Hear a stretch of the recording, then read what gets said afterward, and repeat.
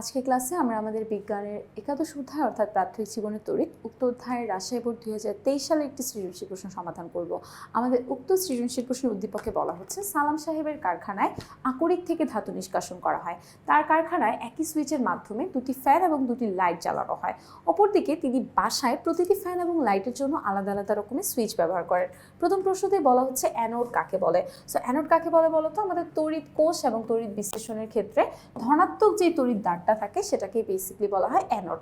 যেমন আমাদের খাবার লবণ অর্থাৎ NaCl, এটাকে যদি তুমি তড়িৎ বিশ্লেষণের মাধ্যমে ভাঙো তাহলে তুমি Na+ এবং Cl- পাবা। তাহলে এখানে আমাদের যেই ধনাত্মক প্রান্তটা, এই যে Na+, এটা হলো আমাদের অ্যানোড এবং ঋণাত্মক যে প্রান্তটা থাকে সেটাকে বলা হয় বেসিক্যালি ক্যাথোড। আমরা চলে যাবো আমাদের খ নম্বর প্রশ্নে। খ নম্বর প্রশ্নতে বলা হচ্ছে বর্তনীতে নিরপেক্ষ তার কেন বেসিক্যালি ব্যবহার করা হয়। নিরপেক্ষ তার আমাদের বর্তনীতে কেন ব্যবহার করা হয় আমরা একটু দেখি। আমাদের বলা হচ্ছে যে নিরপেক্ষ তারে কোনো তড়িৎ ভোল্টেজ থাকে না, কারণ এটা আসলে মাটির সঙ্গে সংযুক্ত থাকে। ফলে এর মাধ্যমে আমাদের বিদ্যুৎ প্রবাহের জন্য সার্কিট সম্পূর্ণ হয় এবং বিদ্যুৎ প্রবাহটা স্বাভাবিকভাবেই চলতে পারে। আমাদের যে বৈদ্যুতিক সরঞ্জামগুলো আছে, সরঞ্জাম বলতে কি বোঝায়, লাইক তোমার ঘরের AC, fridge, TV, light, fan, এগুলা, তাহলে এগুলোর মধ্যে যে অতিরিক্ত পরিমাণে তড়িৎ প্রবাহিত হয়ে সেখানে একটা ক্ষতি হয়ে যেতে পারে। তার বেসিক্যালি সুরক্ষা দেওয়ার জন্য বর্তনীর মধ্যে এই নিরপেক্ষ তারের হচ্ছে গুরুত্বপূর্ণ একটা ভূমিকা থাকে। এটা বিদ্যুতের প্রবাহকে ভারসাম্য রাখে এবং আমাদের যন্ত্রপাতির যে নিরাপদ কার্যক্রম রয়েছে সেটাকেও আসলে নিশ্চিত করে। আমরা আমাদের পরবর্তী গ নম্বর প্রশ্নটা একটু খেয়াল করি। আমাদের দেখি গ নম্বর প্রশ্নতে কি বলা হয়েছে। বলছে সালাম সাহেবের কারখানায় ধাতু নিষ্কাশনের পদ্ধতিটা ব্যাখ্যা করো। তাহলে তার কারখানায় ধাতু নিষ্কাশন কিভাবে করছে, যে আকরিক থেকে ধাতু নিষ্কাশন করা হয়। এটা বেসিক্যালি তড়িৎ বিশ্লেষণের মাধ্যমে করা হয়। ঠিক আছে, আমরা দেখি আমরা এটার কোয়েশ্চেনের আনসারটা কিভাবে লিখব। এই যে আমাদের বলা হচ্ছে সালাম সাহেবের কারখানায় আকরিক থেকে বিশুদ্ধ ধাতু নিষ্কাশন করার জন্য বেসিক্যালি এই তড়িৎ বিশ্লেষণ পদ্ধতিটা ব্যবহার করা হয়। এই পদ্ধতিটা অত্যন্ত কার্যকর এবং সহজ হওয়ায় শিল্প কারখানায় এটা অনেক ব্যাপকভাবে ব্যবহৃত হয়, অনেক বেশি ব্যবহৃত হয়। যার মাধ্যমে বেসিক্যালি আমাদের এই যে ধাতুগুলো রয়েছে সেগুলোকে তার অপদ্রব্য থেকে আলাদা করে বিশুদ্ধ রূপে পাওয়া যায়। এই যে মনে করো আমরা তেলের খনি থেকে তেল পাই কিংবা স্বর্ণের খনি থেকে স্বর্ণ, এগুলো কি একদম বিশুদ্ধ রূপে থাকে না।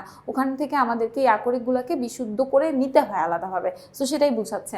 বলা হচ্ছে খনি থেকে প্রাপ্ত যেই ধাতু থাকে সেগুলো সাধারণত বিশুদ্ধ অবস্থায় থাকে না, বরং এর মধ্যে বিভিন্ন ধরনের ধাতু, বিভিন্ন ধরনের অপদ্রব্য, এগুলো মিশ্রিত অবস্থায় থাকে এবং এই পুরো জিনিসটাকে বলা হয় কি আকরিক।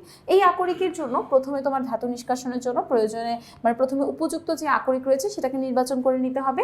তারপরে আকরিকটিকে অ্যানোড হিসেবে ব্যবহার করা হয়। অ্যানোড কি ক্যাথোড কি সেটা আমরা জানি। অ্যানোড হলো কি আমাদের ধনাত্মক যে প্রান্তটা রয়েছে সেটাকে অ্যানোড বলা হয়। এই আকরিককে ধনাত্মক প্রান্ত হিসেবে অর্থাৎ অ্যানোড হিসেবে ব্যবহার করা হয়। যেই ধাতুটি নিষ্কাশন করতে হবে তার কোনো একটা লবণের দ্রব্যকে তড়িৎ দ্রব্য হিসেবে বা ইলেকট্রোলাইট হিসেবে বেসিক্যালি নেওয়া হয়। পাশাপাশি বিশুদ্ধ ধাতুর একটি পাতকে ক্যাথোড হিসেবে ব্যবহার করা হয়। এখন এই দ্রবণের মধ্যে বেসিক্যালি তড়িৎ প্রবাহ চালনা করা হলে অ্যানোড থেকে ধাতব আয়নটা বিচ্ছিন্ন হয়ে দ্রবণে প্রবেশ করে এবং ধীরে ধীরে ক্যাথোডে গিয়ে জমা হয়। এর ফলে ক্যাথোডের মধ্যে বিশুদ্ধ ধাতুটা সঞ্চিত হতে থাকে। চলে যাব আমাদের ঘ নম্বর প্রশ্নতে। আমাদের ঘ নম্বর প্রশ্নতে কি বলা হচ্ছে আমরা একটু দেখি। বলছে সালাম সাহেবের কারখানায় এবং বাসায় বৈদ্যুতিক বর্তনীর মধ্যে কোনটার ব্যবহারটা অত্যন্ত সুবিধাজনক। খেয়াল করো তো তার বাসায় কি ছিল আর কারখানা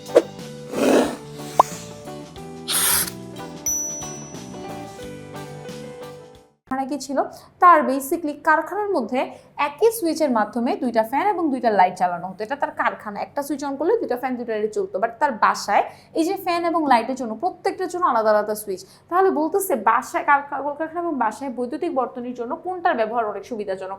আমরা জানি দুইটা সার্কিট সম্পর্কে বা দুইটা বর্তনী সম্পর্কে, একটা হলো শ্রেণী বর্তনী, একটা হলো সমান্তরাল বর্তনী। শ্রেণী বর্তনী কোনটা, একটা বর্তনীর রোধের শেষ প্রান্ত এবং অন্য একটা বর্তনীর রোধের যে শুরুর প্রান্ত রয়েছে সেই দুইটাকে একসঙ্গে কি বলা হয়, আমাদের সেই দুইটাকে একসঙ্গে রোধের শুরুর প্রান্ত এবং শেষ প্রান্ত যেটার মধ্যে কানেক্টেড থাকে ওটাকে বলা হয় বেসিক্যালি শ্রেণী বর্তনী। আমরা যদি একটু চিত্র আকারে দেখে নিই তাহলে আমাদের জন্য জিনিসটা ক্লিয়ার হয়ে যায়। আমরা একটু দেখে নিই। ধরো আমাদের বর্তনী দুইটা কেমন হয়, একটা হলো গিয়ে ধরো এরকম হয়, মনে করো এটা একটা ফ্যান, এটা একটা লাইট, তারা দুইজন একই তার দ্বারা কানেক্টেড। ঠিক আছে, এরকম, এটা হচ্ছে ধরো তার কারখানায় চলে। আরেকটা বর্তনী মনে করো এইরকম, ঠিক আছে, এখানে একটা আলাদা লাইন কানেক্ট করা, এখানে একটা আলাদা লাইন কানেক্ট করা, ঠিক আছে। এরকম। এখন তুমি দেখো আমাদের এই যে বর্তনীটা রয়েছে, এই বর্তনীর আমার এই রোধের শেষ প্রান্ত এবং এই রোধের শুরুর প্রান্তে একই তার দ্বারা কানেক্টেড। এই ধরনের বর্তনীকে বলা হয় বেসিক্যালি শ্রেণী বর্তনী। এই শ্রেণী বর্তনীতে একই সুইচ দ্বারা আসলে অনেকগুলো লাইট ফ্যান একসঙ্গে চালু করা যায়। আর এটা হলো সমান্তরাল বর্তনী। দেখো এই যে এই রোডটা শুরুর প্রান্ত যেই পয়েন্টটা, আবার এই রোডটা শুরুর প্রান্ত একই পয়েন্টে সংযুক্ত। আবার এই রোদের শেষ প্রান্ত যেই পয়েন্টে কানেক্টেড, এই রোদেরও শেষ প্রান্ত ওই একই পয়েন্টে কানেক্টেড, এবং এই ধরনের বর্তনীগুলোকে বলা হয় সমান্তরাল বর্তনী। ঠিক আছে, এখন তোমাকে জিজ্ঞেস করতেছি যে কোন বর্তনীটা আসলে ব্যবহার করা বেশি সুবিধাজনক। ডেফিনেটলি হচ্ছে সমান্তরাল বর্তনী ব্যবহার করা বেশি সুবিধাজনক।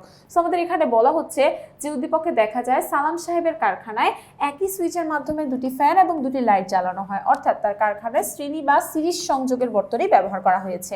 এই সংযোগের মধ্যে সব যন্ত্রের একের পর এক আসলে একটার পর একটা কি হয় সংযুক্ত থাকে, এবং একটা সুইচের মাধ্যমে আসলে সবগুলো যন্ত্রকে নিয়ন্ত্রণ করা হয়। ফলে কোনো একটা যন্ত্র যদি নষ্ট হয়ে যায়, আমার পুরো বর্তনী তড়িৎ প্রবাহ বন্ধ হয়ে যাবে, যেটা আসলে কাজে বিঘ্ন ঘটায়। ধরো তোমার 10টা লাইট একসঙ্গে কানেক্ট করা, একটা বন্ধ হয়ে যাওয়া মানে একদম 10টাই পুরো তোমার বন্ধ হয়ে যাওয়া, মানে পুরো বর্তনীটাই আর আসলে ওখানে ওয়ার্ক করবে না। অপরদিকে তার বাসায় আসলে যেই ধরনের বর্তনী রয়েছে, অর্থাৎ প্রত্যেকটা ফ্যান এবং লাইটের জন্য আলাদা আলাদা সুইচ ব্যবহার করা হয়, এটা বেসিকলি সমান্তরাল সংযোগ বর্তনীর কারণে হয়। এটা বেসিকলি সমান্তরাল বর্তনী। ঠিক আছে, সো এই সংযোগে কি হয়, প্রত্যেকটা যন্ত্র আলাদা পথে তড়িৎ বর্তনী ব্যবহার করে আসলে চলে। ঠিক আছে, এই সংযোগে আমাদের প্রত্যেকটা যন্ত্র হলো নির্দিষ্ট ভোল্টেজে চলে এবং আলাদাভাবে চালু বা বন্ধও করা যায়। সমান্তরাল এবং শ্রেণী বর্তনীর মধ্যে অন্যতম পার্থক্যটাই হচ্ছে শ্রেণী বর্তনীর মধ্যে একাধিক যন্ত্রের জন্য একটি মাত্র সুইচ ব্যবহৃত হয় এবং ভোল্টেজ যন্ত্রগুলোর মধ্যে ভাগ হয়ে যায়, কিন্তু সমান্তরাল বর্তনীতে প্রত্যেকটা যন্ত্রের জন্য আলাদা সুইচ থাকে এবং প্রত্যেকটা যন্ত্র সম্পূর্ণ পরিমাণে ভোল্টেজ পায়।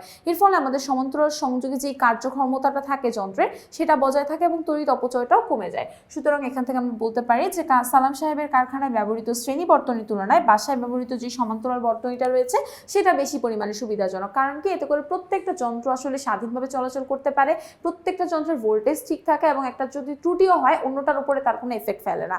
তাই বাসা বাড়িতে বা গৃহে বিদ্যুতায়নের জন্য সবসময় সমান্তরাল বর্তনী বেশি সুবিধাজনক। আশা করি তোমরা সকলে সৃজনশীলটি খুব ভালো মতো বুঝতে পেরেছো। পরবর্তী আবারও একটি পর্বে তোমাদের সঙ্গে দেখা হয়ে যাবে। সকলকে আল্লাহ হাফেজ।